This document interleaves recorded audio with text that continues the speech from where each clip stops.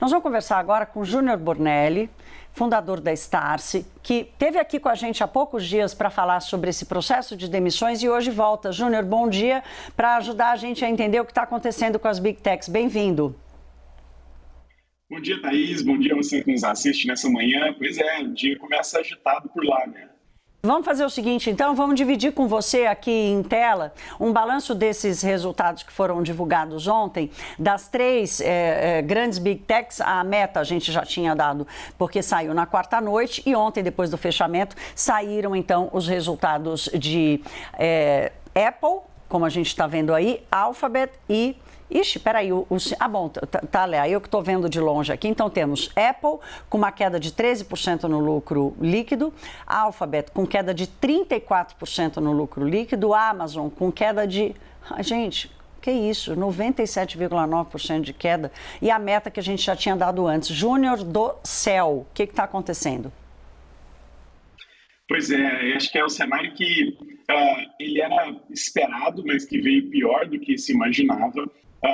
Cada uma dessas empresas elas tem uma causa diferente por essa queda, né? Óbvio que o cenário macroeconômico contribuiu para que todas elas tivessem um desempenho ruim, mas quando a gente olha, Thaís, cada um das empresas de modo isolado, a gente consegue perceber de fato que aquele fenômeno que houve na pandemia de muito consumo, seja de produtos como computadores, seja de publicidade digital pelas empresas para vender pelo e-commerce, seja de muita compra pelo e-commerce, no caso da Amazon, refletiu-se agora num grande reajuste, né? No lucro da Amazon de 97% menor, significa que aquele fenômeno de, poxa, todo mundo compra no e-commerce, agora as pessoas voltam ao comportamento de compra normal e mostra exatamente esse processo. Isso justifica um pouco as demissões que a gente comentou na semana passada, né? Agora, Júnior, o que nós estamos vendo aqui é uma correção para uma situação de normalidade e também uma comparação com uma base que estava fora da curva? Exato. A gente viu uma curva muito acentuada de consumo durante o período de pandemia, 2020, 2021. Quando a gente olha do detalhe as linhas desses balanços, a gente fica claro. Por exemplo, a Apple vendeu menos iPhone, vendeu menos computadores, vendeu menos iPad, mas as linhas da Apple de receita que cresciam bastante antes, as linhas de serviço, principalmente, né, com Apple Pay, Apple TV, essas linhas continuaram estáveis com leve crescimento. Quando a gente olha para a Amazon, a surpresa é que a linha de serviços da Amazon é maior agora de receita, foi maior no último trimestre, do que a linha de varejo, ou seja, a Amazon AWS, a Amazon Prime, a Amazon TV, esses serviços geraram mais receita do que o próprio e-commerce da Amazon. E no caso do Google, a gente vê ali que tanto as publicidades digitais, que são a grande fonte de receita do Google, começaram a cair, porque apareceram outros players levando esse dinheiro da publicidade digital.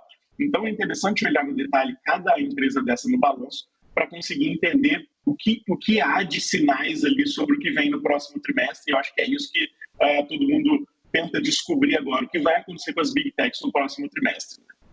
Júnior, ontem o presidente do Banco Central americano, quarta-feira, o presidente do Banco Central americano disse que finalmente tinha voltado o perfil de consumo muito mais de serviço do que de produtos. Ninguém troca computador, geladeira, sofá 3 vezes por ano, quer dizer, era natural que essa transição fosse refeita. O que isso significa? Você destacou aqui o fato dos serviços terem ido melhor do que a ponta de varejo dessas companhias. Essa também é uma retomada da volta do consumo dos serviços, e é por aí que essas empresas vão sobreviver e vão gerar resultado a partir de agora? Eu acho que você tem razão, e essa análise ela é muito bem feita, porque, de fato, durante a pandemia houve-se esse movimento. Todo mundo trabalhando em casa, todo mundo home office, o rescaldo disso ainda até no final de 2021, compra mais computador, se prepara melhor para trabalhar no ambiente diferente do escritório, vende-se mais pela internet, ou seja, precisa-se de mais publicidade online. Quando tudo isso estabiliza, as pessoas voltam a consumir mais serviços do que produtos, afinal de contas elas já trocaram ali os seus estoques de equipamentos que elas precisavam durante aquele período. Uma coisa interessante de se ver também nessa fase, Thaís, é que todas as empresas que fizeram as demissões, esperam colher os resultados agora, nesse primeiro trimestre de 2023, assim como fez a Netflix. A Netflix, se você se lembra, foi a primeira grande empresa de tecnologia a demitir lá em maio, junho do ano passado. Corta a cena 8 meses depois, a Netflix aumenta a sua base de assinantes em quase 8 milhões de assinantes, ela volta a recuperar o ritmo de receita, ela volta a recuperar o ritmo de margem, de lucro.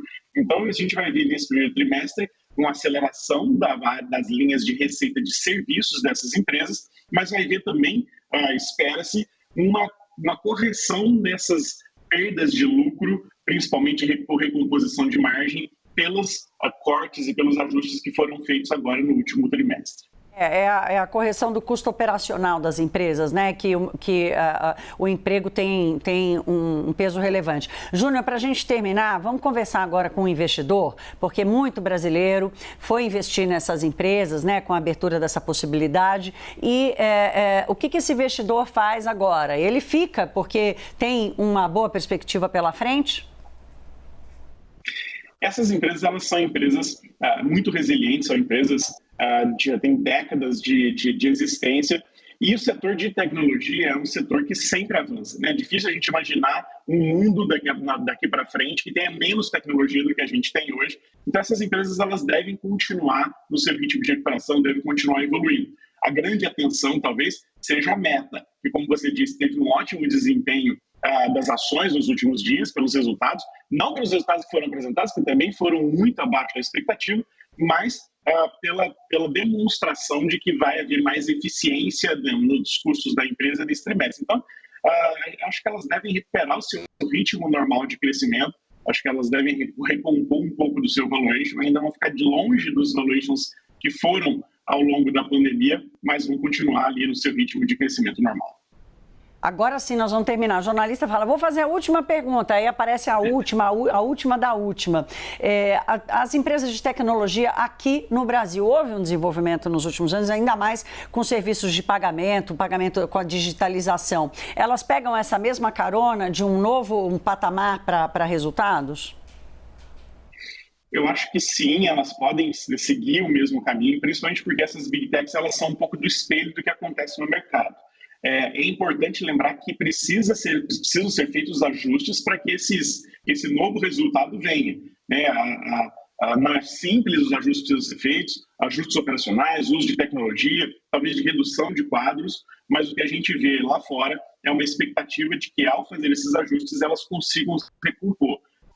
Quando você tem uma Amazon, um Google, uma Meta, uma Microsoft dizendo que os resultados do próximo trimestre ainda podem ser duros, significa que ajustes que foram feitos vão gerar o resultado, mas ainda não estão a curtíssimo prazo. Então, as empresas brasileiras de tecnologia que ainda não fizeram esses ajustes, sejam eles quais for, precisam fazer isso rápido para surfar depois, junto com as Big Techs, esse crescimento que elas esperam ter. Muito bem, esse Júnior Bornelli, CEO da Starcy, aqui de novo com a gente. Seja sempre muito bem-vindo, meu cara. É bom contar com você. Muito obrigado, Thaís. Bom dia para vocês. Bom dia. Boa sexta-feira.